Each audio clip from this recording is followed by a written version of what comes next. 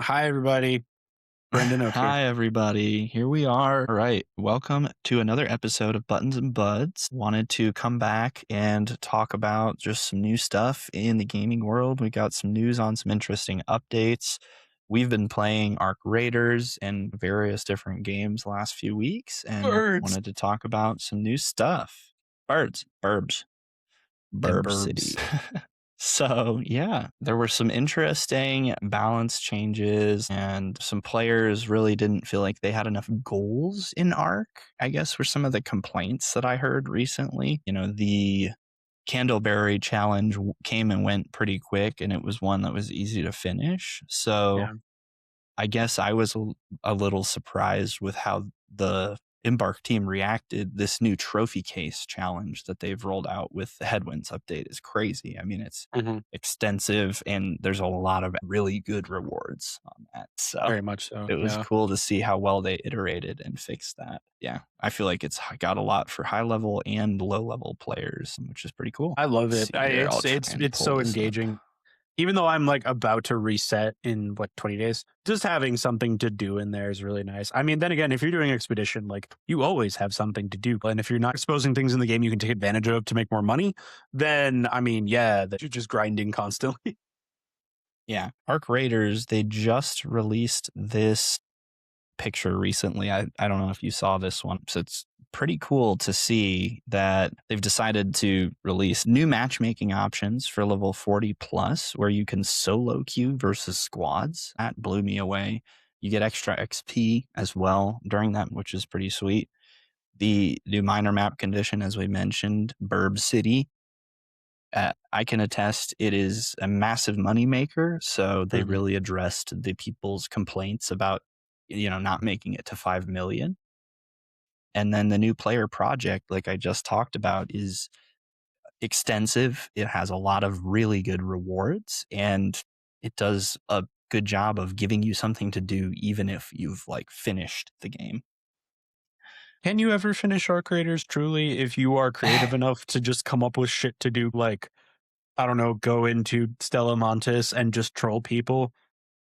Yeah, that is one thing I have seen in the Same, Facebook same. groups and whatnot, is Totally. people complaining that I finished all the quests, I finished everything, I don't know what to do now. Here's some new options for you. There's peaceful things and aggressive things. Just before we get into the patch notes, and get into the details of Headwinds, I Yeah. just wanted to kind of touch on all the other stuff in this image that's really exciting. We're recording this on February 1st. This month, there's going to be another new map condition, which Mhm. they call Bird City a minor map condition. This one they call a new map condition. So it's going to be something more extensive than the birds for sure, which I Mhm. think is really cool. New arc 100%. threat, new arc, like this month. That's awesome to hear. Another player project. Crazy to hear that they may be releasing multiple player projects like this trophy case within a month of 2 each other. weeks. Is there anything you've heard about this other one? I've only heard about the trophy case. No, I haven't heard anything. I think the Embarks does a very good job of keeping things on the hush hush. And then we were talking about in the last episode of like you have those AI echo chambers where people just make stuff up. Mm-hmm. So I've not heard anything myself about it, but knowing what they've done so far, the last new arc we got was Shredders, and they're terrifying. People more often run from them than they even kill them unless they're really ballsy and being a Chad. So I'm excited to see what they come up with. I'm excited to see what they do, what comes out of it. I'm excited to see what the project is. They're going to keep people entertained that don't want to just kind of go off and make stuff up as they go along. They're giving every kind of player in this game a reason to exist at the same time. The one thing I wanted to throw back to you about is like something I've talked to you and other people in like solos and VoIP about as well is like, do you think that the reason why we're seeing so many projects get pushed now is because the quests originally, like they are to push a storyline to a certain extent, right? But most importantly, they're also to show players what's available on the map, what places have good stuff, what places don't have good stuff, what places are available to you, and how big these maps are. It's basically a giant tutorial for the game as you play it to a certain extent, right? So, Oh, to my totally. mind, I think projects start to replace quests for higher level players who are coming into the game and saying, well, I don't have anything to do anymore. And they throw these quests out there that are a little more complicated, that you just have to do a bunch of stuff on the maps. And that's one thing. But I think they're noticing, and I could be wrong here, but what I'm kind of insinuating is that these projects are replacing quests as longer term satisfaction and drivers to continue playing the game for people who have been playing it, who have 100 hours, 200 hours, 300 hours, 500 hours for some people who've been really going hard. Yeah, and the trophy case is a perfect example of that. One thing I can think of just off the top of my head is each level of the trophy case has not only incorporated Arc, but it has incorporated a random item that is a weird item to find. Like the current tier I'm on, I have to find those expired respirators, which I always recycle those for rubber, and I've never kept them before. But they're incorporating these things like the expired respirator, where it's an object you find frequently in specific points on the map, like in a medical. And so they're forcing you to learn these things about the game through the projects, which I think is really cool. So definitely not complaining in any way. And I'm excited to see where they go. I mean, going into March and April, they have a lot of things listed that are going to be rolling out here. I'm really excited to see all of that. The other thing I wanted to go over here, which I'll pull up, is just the patch notes of the Headwinds update, which is this month's update. That just came out January 27th, which, like we've already talked about, there's the trophy display case, the solo versus squad queue, and the Bird City map condition. Some little notes that I've noticed: solo versus squad, you do receive 20% bonus XP whether you live or die for those rounds. 20%? Yep. Whether you live or die. So even if you just go in and loot a ton of things, like just interact with a ton of objects and die, you will get a massive bonus to your XP. So I foresee a meta leveling happening. I mean, meta leveling. Dude, like a free kit or even no kit going in like that. Good 0 to hero. You just poke every box and maybe you get one thing to put in your safe pocket. And you might level up if you do it right.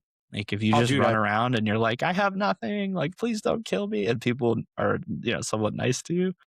I doubt that'll happen in a 3. It's squads. It is squads. Dude. Shoot you since Bird City, like tying that in, I have noticed squads have been extremely aggressive. Like oh my God, there's just shoot on sight. I queued Bird City yesterday with a squad, and I think 2 out of 3 games, we had people, like, we were just trying to be somewhat friendly. We would not shoot. We'd be like, hey, I see you over there. We can be not aggressive. They would immediately chat up and W key us and just run over anything they could and try to fight. And they're like, yeah, you fucking noobs, we're here to take your birds, and just trying to be as like offensive as possible. Well, people are really into their birds, man. I mean, you got to collect them all. It's becoming Pokemon out there to a certain extent. Yeah.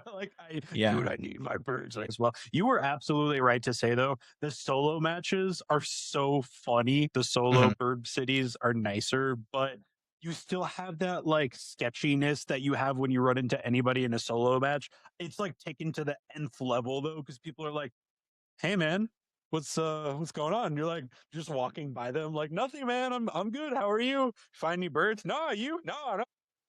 All right, you have a good one. Yeah, you. Dude, I mean, just look at this. So no, I know. This was one of the extracts that I had where a team and I ran into some people who were obviously duping the ducks. Like, this is what I came out with, and I wasn't even the guy who first looted the main stash of ducks. It was 453,000 credits in ducks and trinkets, blueprints, etc.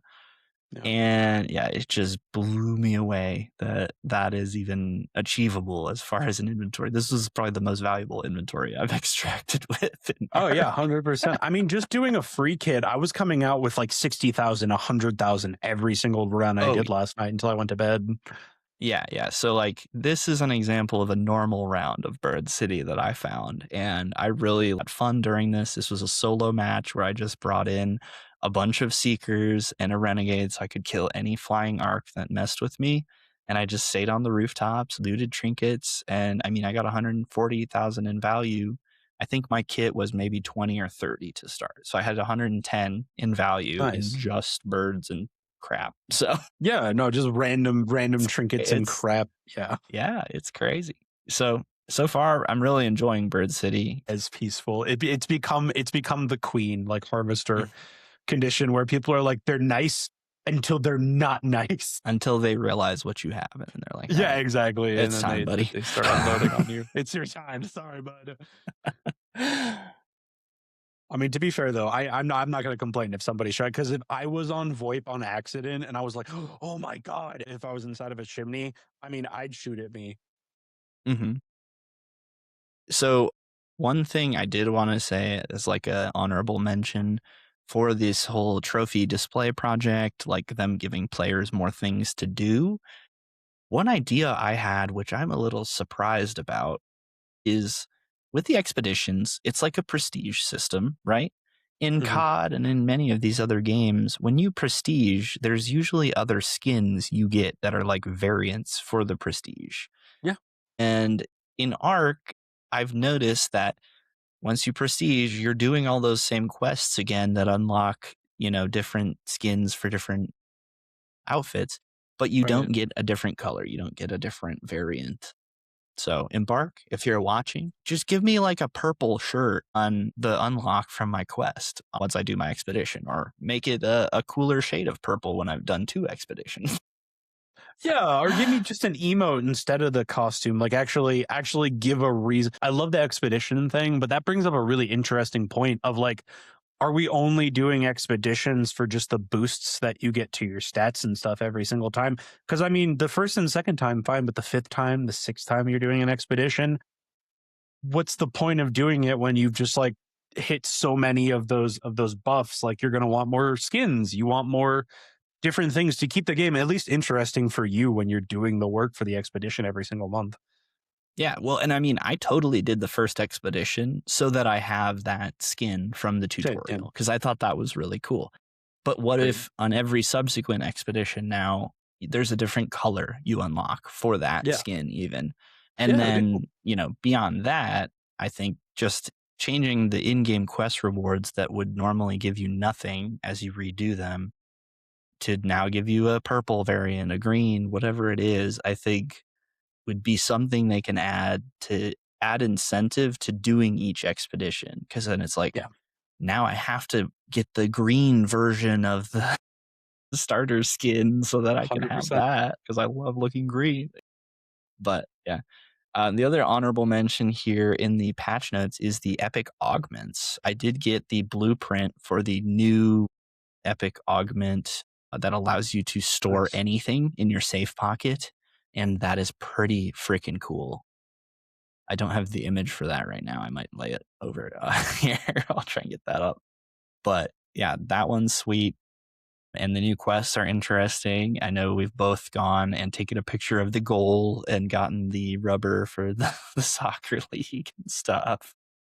Everybody's excited about that. And just some honorable mentions as far as quality of life stuff that I really liked. The open party system where you can So allow cool. your friends to join you when you're in a match now, if you are just waiting for your friends to get on. So cool. You should be able to have your friend come in and talk to you while you're playing. Be like, hey, man, I'm waiting. I'm ready. Yeah. Awesome. We've been taking advantage of that a lot because it is nice to like, because people's times never line up. Like, once again, as adults, our times never line up because we're always busy with stuff. So like, yeah, I mean, if you're like the idea that I can hit up a buddy and be like, hey, I'm gonna be online. I'll have open party on. Just hop in whenever you want. And then randomly your buddy hops on when you're in the middle of Stella just doing something really sweaty and you're just like, and someone's like, hmm hey man, what's going on? You're like, oh hey, what's up, buddy? And it just like grounds you again. Yeah. Yeah, I mean, speaking to that, hopefully they add the ability to spectate your squad mate that you're That'd be joining cool. if possible. I mean, that would be really cool in Bark. Just maybe something to do. If you got the time, I know you're working really hard. Yeah. So being able to have other squad mates invite people is another quality of life thing they did for parties, which I'm very thankful for. I will say I have seen Arc traversing obstacles in different ways. I have had a fireball burner vault over a railing from a second floor and drop down and attack me in the last week. So that's pretty crazy. They are moving very different. I posted a clip this week of a fireball burner hiding in a bush. It was bush camping me. Like, I ran out a door, I shot at it, I it saw went that. into a bush so I couldn't see it, then tried to charge at me and set me on fire. And I was just baffled. Like, what the heck? They're getting strategy now, guys. We need to really band together. I mean, what is all this PvP now? What is all this PvP nonsense? The Ark are getting smarter. I mean, one of them We've already got bush corner camping camped Ark. me. We don't need bush camping people, dude. Well, that's the thing. You might have that's what's funny about that though is imagine if somebody's trying to rat and bush camp on somebody, and then they just a fireball just sets them on fire because it's also bush camping. Yeah, that's it. That is it right there. Now that's rat right there. Is that shit? I mean, yesterday I got corner camped by a pop. This pop heard me. It didn't move. It was red and it was stuck in a corner. And I ran around a corner because I saw people coming to hide, and it just immediately exploded on me. I was like, "How the fuck did you know I was going to come around this corner? What the hell, Oh man?" man. Yeah. I am excited also for the tick change. Now you can dodge roll when you get grabbed by a tick. Like, that is going to be massive. I will say, like, I'm so not used to it. I still haven't even done it successfully. I've been grabbed by ticks still, and I keep missing it. I'm not used to that interaction, that button press yet, but I'll get used to it as I'm good at rolling when I drop. So I just need to memorize the roll as soon as I hear a tick flying at me. No, totally. Oh man. I'm not really too sure. There's a ton of stuff that I was like experiencing problems with in the rest of the map fixes. I do think it's cool that there is a higher chance of finding higher tier weapons in weapon cases now.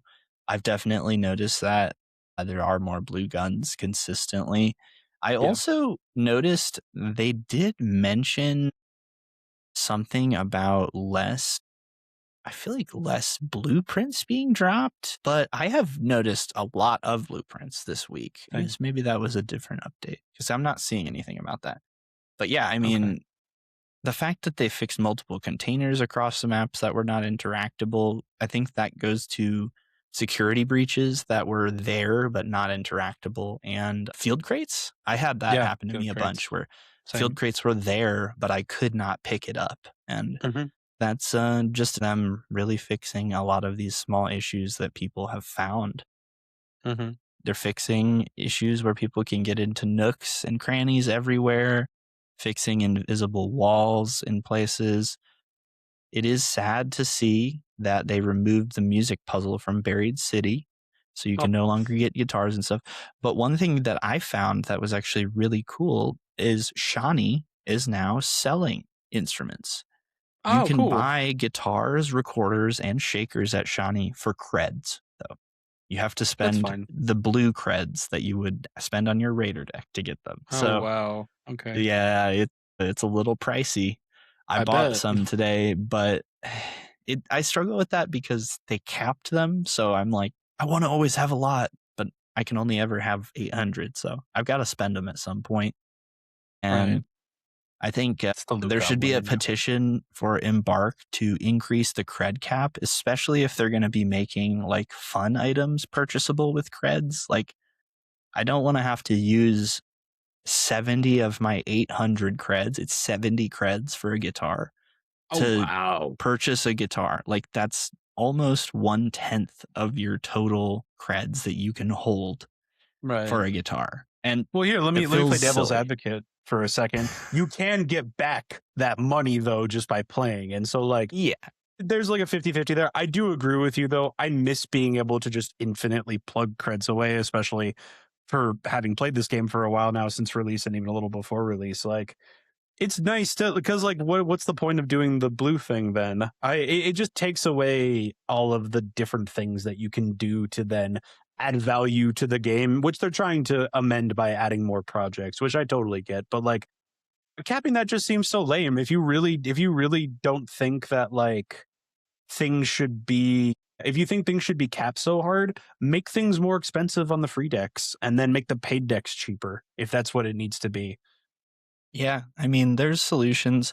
I think the cap should be increased especially if they're going to be encouraging you to spend creds on in-game items, even if they're not useful ones. Like, there's a whole list of stuff you can buy, like attachments, whatnot, with creds too. Yeah. So I think they should tweak that system if they're going to encourage people to spend them so that you can save more. If you're not gaining creds, they should be converting it to XP for you. Like, you should 100%. get extra XP if you're not getting the creds. And I don't know if that's happening already. I don't think it is, because I just see at the end of a raid, you didn't earn creds because you are over the cap. I just see that every raid. So I don't think they're really doing much for people who are above the cap. If you're going to cap it, when you're above the cap, you need to still get some benefit. It needs to convert into something else, even if it's coins. If it's Coin coins, would be amazing. That's sick. Yeah. Like 100 coins or something for every 10 creds or whatever you're going to earn. Like, that would be something. So, yeah. If you're going to cap it, give us a means to use that over the cap. Like, give us some benefit to pushing over it. I agree. Yeah. No, I'm 100%. Yeah. And increase the cap. Hashtag 5,000 cred cap Arc Raiders. At least. We should put that on every TikTok thing we post from now on. Yeah. I'm really excited to see how many issues with extraction glitches they are fixing. I heard about the seed vault glitch where people were hiding above the seed vault and killing people as they extracted and not extracting. Glad to see they're working on that. Nice. I will say the night raid lighting in Stellamontis, terrifying now. We've gone into a couple and it's so much darker. It's awesome, but also scary. Like, you can hide better, but I want it to be all dark. I want an all dark. I want it to be so pitch black. I need a flashlight to go into every single room, and the only way I know somebody's there is if they shoot. It's getting there. It's a lot closer to that, I will say. For sure. You got to know the map if you're in the dark and you're trying to navigate.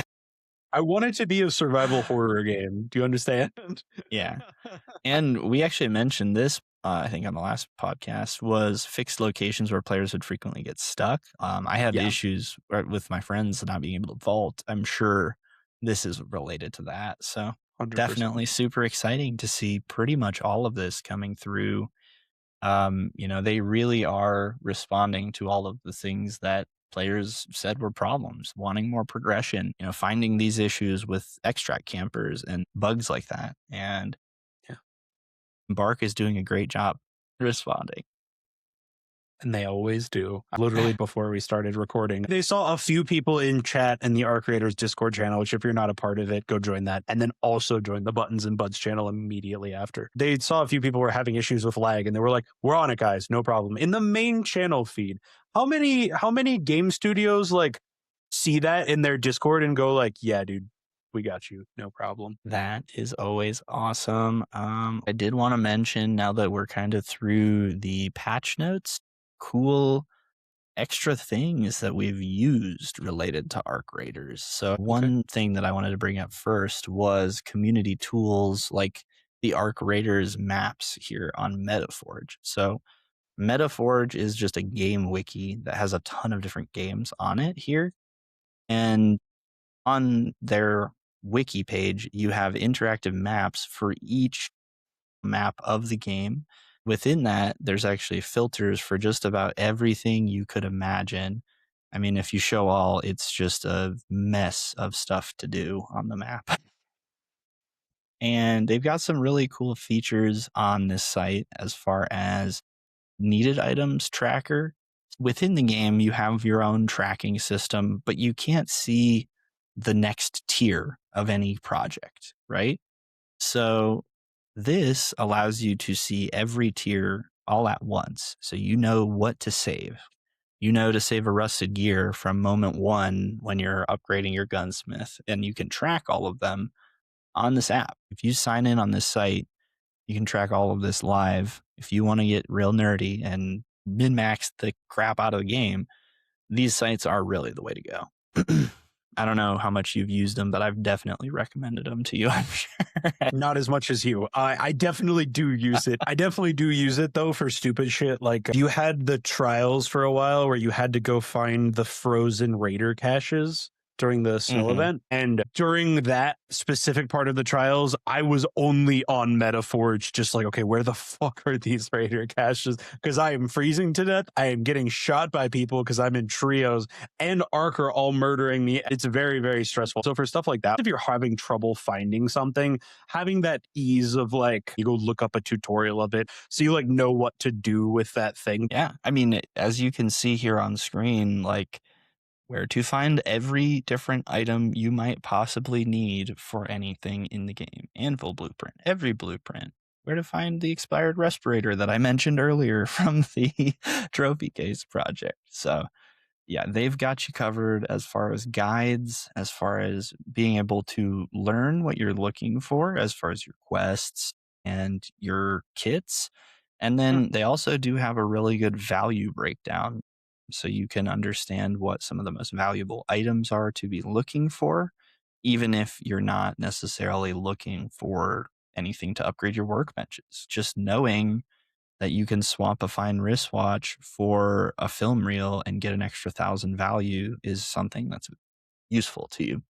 And I have beef with the tag and grenade being in S tier.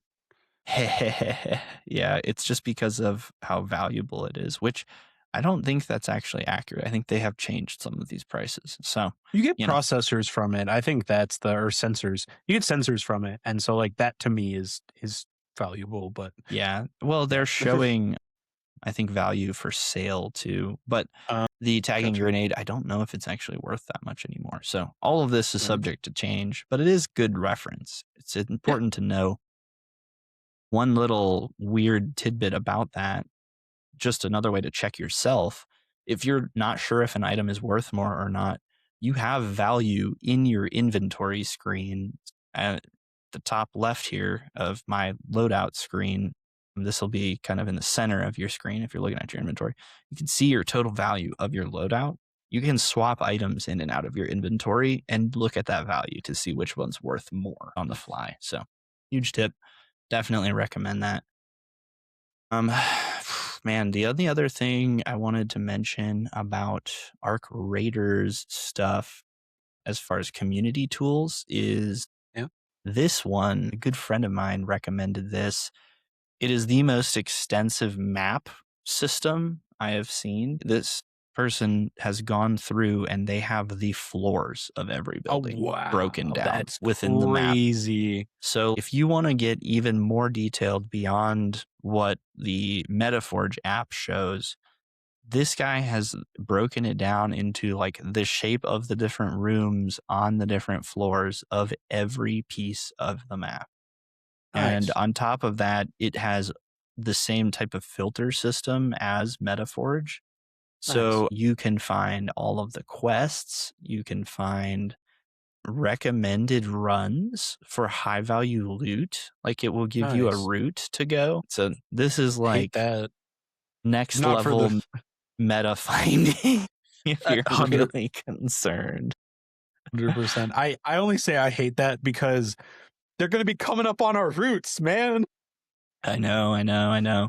It's crazy, but this website, this is maps.tcno.co.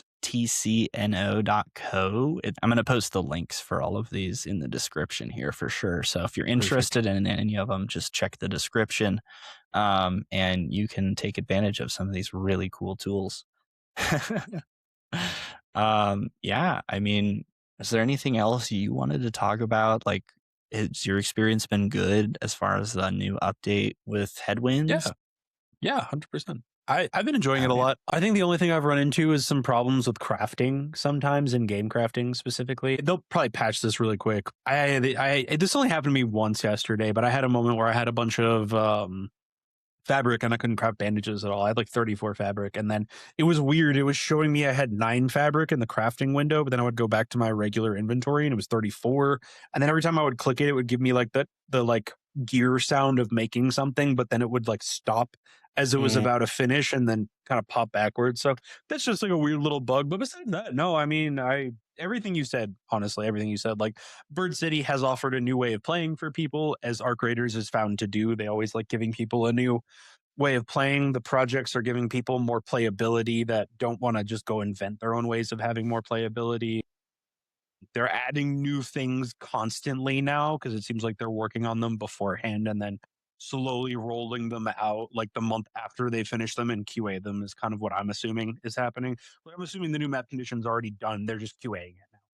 Yeah, oh yeah, totally. I mean, I would guess at this point they're probably working on the stuff that's going to roll out in March, and like you said, they're QAing stuff that's coming out this In month here April. Yeah, soon. exactly. Now, Yeah. yeah. I would say my take overall is it feels like they are just kind of refining a pretty well polished game, and Yeah. most of their big changes haven't really been missteps. I mean, going back to like the Triggernade Kettle update, we talked about that Yeah. already. It went well. I didn't find that they nerfed the Triggernades such that I hated them now. They were I used still them a part of the 100%. game. You Yeah. just use them in a different way. Yeah. And well, Mhm. that's the thing. It's gotten to the point where it's so well polished. They're just doing bug fixes now, and now they're adding stuff. Yeah. So we're Yep. kind of past the initial phase of like, okay, we're tweaking the game so it's like good for you. They're doing that, but it's needed less and less. And now they're more focusing on like, okay, new content. They're keeping Mhm. playability up as much as possible. Their 10-year plan makes sense to me right now. Like their 10-year plan is on par with what they've been doing. And if they keep ramping up the way they've been ramping up, I hope they don't go too hard because then there's going to be an expectation of a lot of ramping as things go on, and there's just going to be more and more expectation thrust upon them. And I worry because I've seen that happen with studios in the past. Let's talk about like Bungie when it first became a thing, right?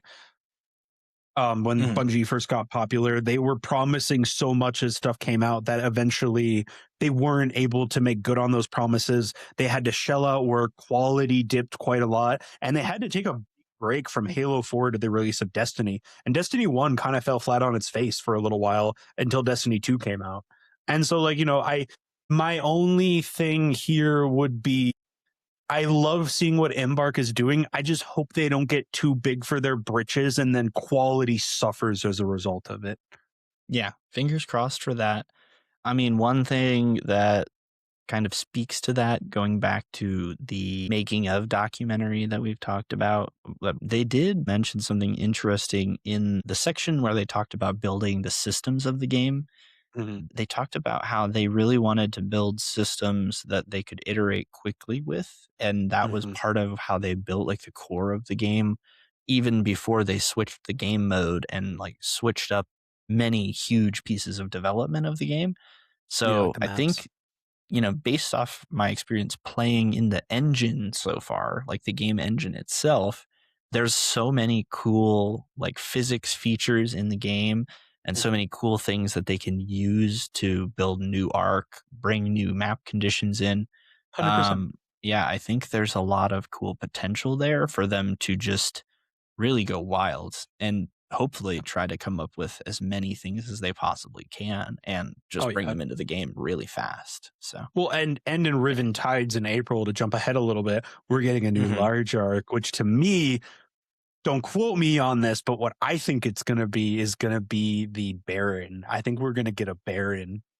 I mean, it would be really cool to see a step up from the matriarch. I'm assuming that's what they're implying with new large arc. The new arc threat in March could be anything from a new bastion, a new bombardier, a new rocketeer type size, to Mhm. even something like a shredder that they rolled out, a smaller ground based creature. We'll see. I mean, Yeah. that looks like a wasp or a hornet in the image. It has Yeah. some weird Flying thing. arrows. Like, Yeah. yeah, I don't know exactly what that could be, but I'm excited. New map condition, new map in April, like actual full new map again already is really exciting to see. Looking at that picture, I think it might be the volcano map. Because look at the fire on the rim of the right of it. That like Yeah. reddish sort of fiery Okay, looking but thing. like really zooming in and like getting Let's into go to the it. right. Let's go to the right a little bit. Yeah. Let's be super nerdy about this for a second. Okay, So look so at this. It's an umbrella sand. on like a chair. So is Uh-huh. it going to be a beach map? It could be. It could be. Because I see stormy clouds in the background. I see like dilapidated structures behind them. I see this sort Uh, of red light coming off of it, which to me is like fire of some sort, maybe. Maybe it's a yeah. beach next to a volcano. That'd be cool. Yeah. So here, let me pull up the Arc Raiders map real quick, just because that does bring up an interesting idea. I want to see like where the actual coast is, because that would kind of fall into this little conspiracy we're making right now. Okay, so look at this. The volcano Exactly. happens to be right on the beach. Right on the coast. Exactly. That's exactly what I was just Yep. talking about. Yeah. So And then Bird City's in this the desert. is the map that It's you right up queue on it. in Arc Raiders. This is where you select where you're going to raid. There is noticeably a big open spot down here in the bottom in between all the other maps. Mhm. Volcano's right there. It says Volcano Rise on the map. So, You got I mean, I volcano think rock all it's over going to the be place. somewhere in this area. The fact that there is a little beach chair with an umbrella makes me think it's going to be somewhere along the beach on the coast here. I don't know It where. could be that whole but area, honestly. Like we could get another Blue Gate where it's just massive. Yeah, you got the volcano and like the caldera down below it and the beach. Mhm. Like, Mhm. I don't know. We'll see. I'm We'll see. excited. There's not Same. too much to speculate on, but we're just going off of their teasers that they've shared, and this looks good. Looks promising. Yeah. Yeah. Well, I know you haven't really played too much Dune, but I did want Yeah. to compare a little bit because Dune is a Let's do game it. I've played a lot of as well. And they are releasing a new update in January and February that I think is going to be pretty interesting to see. One difference I've noticed between Arc and Dune is Arc seems to have a really solid idea of what they want to do with the game, and they're just Yeah. iterating on it and tweaking it in small ways. Dune, they had a pretty solid start, but there were a lot of things left to be desired towards the end game when they released. And they're still kind of trying to figure out what they want the game to be. So they're doing some Okay. large restructuring of the game. Growing pains. Then, Yeah. So, I guess some of the problems I've seen in Dune was, the PvP PvE split. It's a survival game. It's an RPG. It's kind of a mishmash of a bunch of things. It's an MMO in that sense that like there's a lot of people on a server, and they really didn't balance the end game such that the PvP was really the only way to progress. There's 6 tiers of items in the game. Tier Right. 5 you could get to with PvE. Tier 6 you could not get to with PvE on Okay. initial launch. And Yeah. since then, they've kind of been backpedaling that because of community notes and people getting upset, but they haven't really landed it super well. So Okay. this new update that they're coming out with is aiming to fix that, Right. sort of try to tweak the game design in a bit of like a big way to encourage people to come back and play at a high level, which, Cool. I experienced that as I got to tier 5 as a PvE player. And I mean, I play a lot of PvP stuff too. I Right. just didn't feel the urge to go PvP in Dune because they didn't Yeah. structure things well enough. It Right. was more of just like a griefing culture of like people with a lot of stuff fly around, grief everybody without stuff, or steal the stuff that they are trying to get. Oh And God. then Okay. So it's don't like really, they civilization. don't really interact with you, right? Like it was more of just like, fuck you, blah, blah, and like shoot a lot of rockets at you. Yeah. Yeah. Totally. Okay. So yeah, and a lot of people felt punished for trying to take time away because they took a system like Rust where there's base upkeep, and Yeah. so you have to pay taxes and put power into your base. It's 2 upkeeps. It's crazy. This update, they're actually removing that time punishment. Oh, You no cool. longer have to pay taxes on your base. You just have to put batteries in to keep it powered up, and that's not even hard to do. You can Right. also pack up your base now. So if you're logging off for a month, you just use this tool, scan your base, and log out until you're ready to come back. So Oh, that's cool. they've added a lot of new systems to help people come back and to Yeah. help people avoid the burnout that you get in a survival game like this. So yeah, I mean, I'm excited to see what the changes bring. It's the type of game where it's really fun to play with people if you've got like a committed group. I mean, you're building a base, you're exploring, finding different tiers of resources to bring back to your base to, level up and tier up. Yeah. So I think it's good that they're iterating and bringing this new end game system to balance it for everybody. And this comes out on February 3rd, which is really cool. It's coming out super soon. soon. Just some notes about it. Well, we'll kind of just do like the spark notes because you haven't even played Dune, but they are revamping the endgame Lance Rad system, which basically TLDR is the quests you get when you're at the end of the game.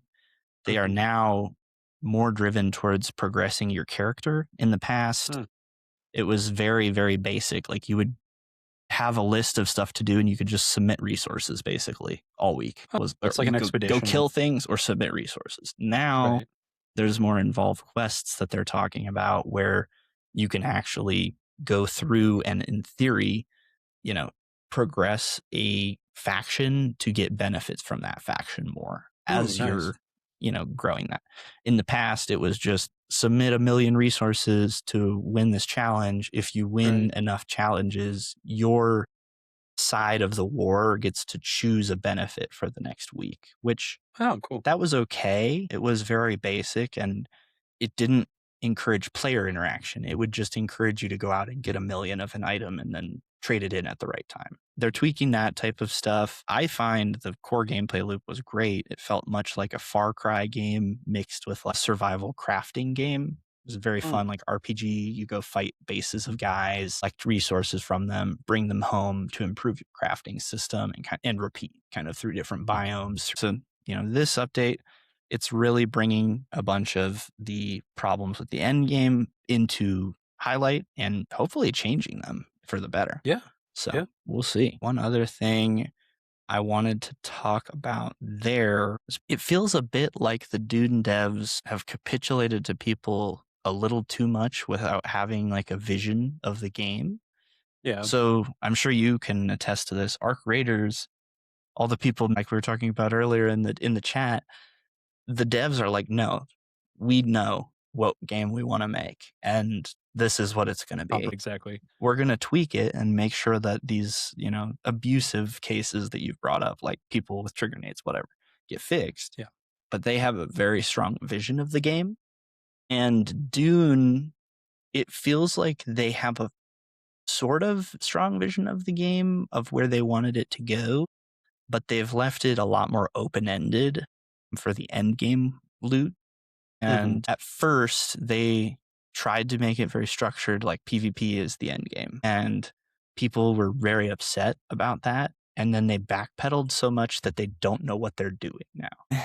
I think that Dune, they need to figure out what their vision is and really refine that. Hopefully this update is them coming up with that because it's been a bit of a struggle as somebody who really enjoyed the game at first, but then I've just lost the desire to play it lately because there's nothing for me to do at the end of the game. And now they're changing that. So we'll see. Totally hot take. There are a lot of feelings in the Resident Evil community. So what you just described sounds a lot like the evolution of Resident Evil from 4 to 6 and then 7 to 8. So 4 was like the peak of Resident Evil in a lot of people's eyes. 4 was like you go with Leon.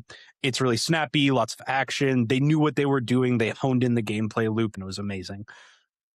5, a lot of people liked it, but it was trying to be co-op. And so they were kind of diving into co-op for the very first time. People liked the aspects of it that were co-op and it was still an action shooter. It was way more on the action side and less on the horror side though. And some people have issue with that. And then 6 came out and it didn't feel like they knew what they wanted to be anymore. 6 was like a lot of quick time events, so much dialogue. Like I felt like you were watching a movie more than you were playing a game and actually physically interacting with a thing. And it's so at that point, Resident Evil, no one knew what it was trying to be anymore. Is it trying to be an action game? Is it trying to be a horror game? Is it trying to be a movie? Like what is Resident Evil anymore? And so like they took a long time between 6 and 7 to kind of go back to their roots a little bit because 6 didn't do too well in the actual market sales. There is a cult following of people that actually really like 6. I don't personally. I hated that game because if you go back and play it now, it still doesn't hold up. It's boring. You don't really have a lot to do. It doesn't ask for a lot from the player. It doesn't really feel like you're involved too much in the gameplay at all. It genuinely feels like you're watching a movie and doing a quick time event every once in a while, which like if you're trying to go in and play where like you're literally just interacting with a movie basically through quick time events and moving around occasionally. Like if I want to play that, I'll go play a supermassive game. Mm-mm. I don't think I've seen those, but I know the type of game you're talking about, like the point and click. Like point and click, very much like Telltale games, if you will. Telltale games would be another version of that. It felt like Resident Evil turned into a Telltale game, and that sucked. People hated it because one of the best things about Resident Evil is like you can have your power tripping fantasy and also get scared at the same time.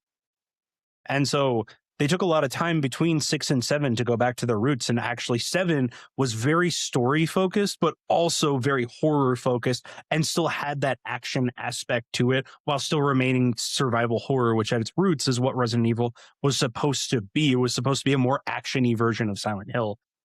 And so 7, even though people complained about the first person and stuff like that, 7 was a return to form for Resident Evil for me. And that's what it sounds like Dune is doing. It didn't really know what it wanted to do coming out of the gate. It didn't really have a general goal. They just knew they wanted to make this thing, and they had a lot of ideas going around. And now they've sat down and gone, okay, we need to actually have a specific direction for this game. Otherwise, people aren't going to play it. And so it feels like this update is very much like what the update to No Man's Sky was when people started playing it again, to what Cyberpunk was when people started playing Cyberpunk again. Of like, this is the direction of the game. This is what we want it to be. And we want it to be playable to people for a long period of time because we want this to be a living, breathing game. So that's my take on it based on what you tell me. No, I will say, I don't think that they are nearly done with development. They haven't even rolled the game out for consoles. This year in 2026, they're planning to roll it out for PS5 and Xbox. Hopefully when they do that, we'll get a chance to play based off what you've seen. Is this something like when they do roll it out on console, would you want to play this with me? Or is this type of update kind of like a red flag of like, they don't know what they're doing? I don't know if I want to get that game. To me, it says they're floundering and they're kind of worried people are going to leave and they don't really know what to do with it, which to me is a little bit of a red flag of like, is this game just going to suddenly become a ghost town and no one's going to play it anymore? And then I paid $60 for it. And why the fuck am I playing it? I mean, like, that's kind of how I felt about Firebreak. Federal Bureau of Control Firebreak when it first came out is like, I paid $50 for the deluxe version of that game because I really believe in Remedy. Remedy is one of my favorite studios. I've been playing Remedy games since I was like 10 years old. I mean, that was the first horror game I really got into was Alan Wake. And when Firebreak came out, and it was fun, but there wasn't really anything to do. They didn't really know what they wanted to do. And their vision of it was not a vision that would last ever, period. Yeah, I played a bit of that on Game Pass, and I did really enjoy that game because it had like an interesting take. The story of the world of, yeah, exactly. You getting into the set and setting of learning to be an agent, like trying to protect the world and dealing with this madness. But yeah, I did notice that after I played for a little bit, it started to get stale very quickly because it didn't feel like there was a system that I could really like play with to get into like high level play. It felt like it was all just kind of like point and click, repeat. Very casual, yeah, rinse, repeat. Yeah, run through, smash the thing. You know, it didn't matter if my team was working together or not. It was just... No, you're just all back. Yeah, you're just there and you're existing. Well, and that's the thing. I think Firebreak is a very different problem because they wanted it to be that way. They wanted it to be like, they called it the dad extraction shooter because you could just come in, play for a little bit till you get bored of it and then come back when there's an update. But like, that is not how you make money off of games, period. Yeah. And so, like, you know, if you want to have an online game, you can't have that. That should be a single player game then. It should not be an online game. For Dune, for me, I would play it depending on the price point coming out. Because to me, like you said, like what you had described, it sounds like they're floundering. It sounds like they're worried they're going to lose their player base and they're kind of just reacting. But after really delineating and coming up with some specific things to improve the gameplay. So like, if it continues past this, like if there's an update like this and we have another update like this and it's solid and it sticks and people are actually enjoying playing it, and then a few months later, something else comes out that keeps intrigue up, I would say that's a green flag. If it's just like, we're going to band-aid it whenever people want to stop playing and then we're not going to touch it again for several months, which I have seen with games before, that I would not play that game. Yeah. Based off what I've seen in the past with them, they did Conan Exiles, and it's very similar style of game, but less about the massive multiplayer experience of like servers with a lot of people on it. It's mostly smaller servers with a few people. And they did iterate on that game a lot. They did a good job of making it fun and adding a lot of content. They were a little bit price grabby and kind of like microtransaction-y about it. There were a I hate that. lot of packs to add on DLC to the game that added more crafting tiers, but it Yeah. did start to get very expensive. So that game, Conan Exiles, it was one of those games where it was actually better to come back to it very far down the line once they did a discount bundle on Yeah. all of the additional content. Dune, I bought the $60 version, the deluxe version, because I think it was $40 for the base game. And that Okay. includes a couple of DLC. But I think down the line, when it comes to console, hopefully they'll have 1 to 2 more DLC. And Yeah. when that package goes on as a bundle, it could be worth it because, you know, Yeah. if Funcom follows this through, they have a history in the past of putting a lot of effort into games, and Okay. Conan Exiles was very fun to play for sure. So Okay. Then yeah, I I would play it. think, yeah, it's promising, but you know, it does remain to be seen, just like you said. We'll see where they go. We'll see if they do more Yeah. promising updates. If you do come to try the game, I had a few things I wanted to mention, just some wiki type stuff. So this is one called the Dune Awakening Base Calculator. So Nice. in Dune, you build your base and rebuild it very frequently if you need to move to a new resource area. And Yeah. this allows you to track everything, even up to the highest tier items, like Nice. the most advanced vehicle fabricators, track all of the resources you would need to build that Yeah. base. There's a different map in Dune with the deep desert. You can actually even calculate the resource cost on the deep desert because it's cheaper to build stuff out there. So Oh. it's got a lot of really cool features. Just another cool wiki page that helps you plan for the game, because Dune is a bit about logistics and storage and moving your base around so that you can Yeah. mine effectively. And yeah, this is a cool one. I enjoyed it. I've used it a lot going to the deep desert and just playing in the normal non PvP area. Nice. Super useful. And then when getting into the game, even before you build a base, there's obviously a bunch of really useful wiki pages. I use dune.gaming.tools. And this site has that crafting calculator.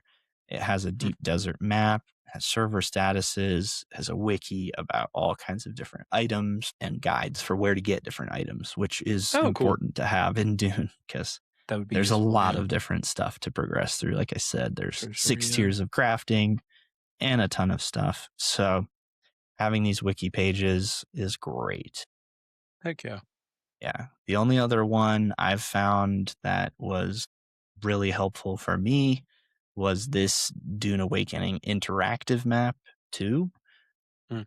The interactive map features everything down to NPCs that you need to go to for quests, for different, you know, classes of the skill tree. There's different people you have to go find in the cities. And this is very useful for that because there are times where it's like, oh, I need to go back to the Swordmaster trainer, and they're on the 2nd floor in the city in a weird spot. So Sure, okay. this map is immensely useful for everything from finding NPCs to going to the actual game world where, I mean, you're seeing a massive map of stuff and you've got to find Right. items within all of this. Like they've Right. got everything for different resources, everything for, you know, all of the different things you could possibly need in the game. It's all tracked Nice. here. So That's really cool. make sure to check That's it really out cool. if you do end up checking out the game. I like learning about the stuff that you play because you have access to games that I don't, and I also don't play games as much as you do. I'm pretty much Well, just playing hell Arc yeah, Raiders right man. now. Yeah, I mean, hey, I've got a list of stuff I want to play with you. You've got a list of stuff you want to play with me. So Yeah. we're going to make it happen. And Heck yeah. thanks everybody for tuning in. Check us Cool. out on all of our socials, Edge of Madness Pod for Brendan, and Buttons and Buds on all platforms for us. We've got links for the Discord down below if you want people to play with. And we've got links for all the different socials if you want to support the channel. So thanks, Heck yeah. guys.